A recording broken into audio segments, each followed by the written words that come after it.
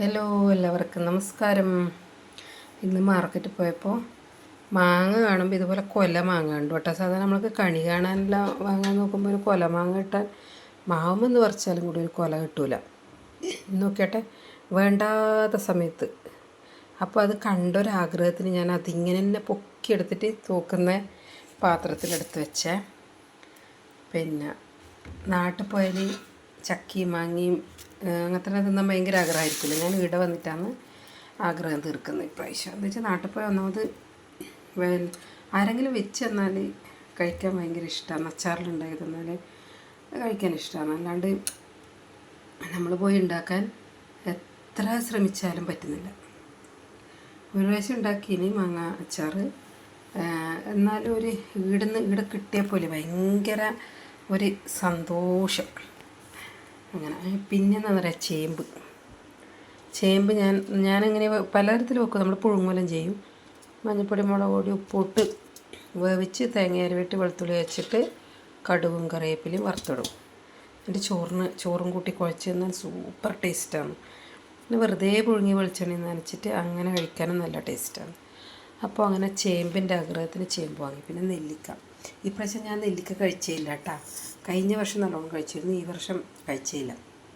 അതുകൊണ്ട് മുടി നല്ലോണം പോയി, നല്ലോണം വരും. നമ്മൾ നെല്ലിക്ക ഇങ്ങനെ ഒരുപാട് കഴിക്കാൻ പാടില്ല കേട്ടോ. ഒരുപാട് കഴിച്ചാൽ എന്തെല്ലോ പ്രശ്നങ്ങൾ പറയുന്ന കേട്ടിട്ടുണ്ട്. പിന്നെ ഞാനിതിപ്പം തൽക്കാലം ഇഞ്ചി കഷ്ണവും പച്ചമുളകും നെല്ലിക്ക വെള്ളം ഉപ്പിട്ടിട്ട് തിളക്കുമ്പോൾ നെല്ലിക്കയിലേക്ക് ഇട്ടു. 2 പച്ചമുളകും ഒരു കഷ്ണം ഇഞ്ചി മുറിച്ചിട്ടു.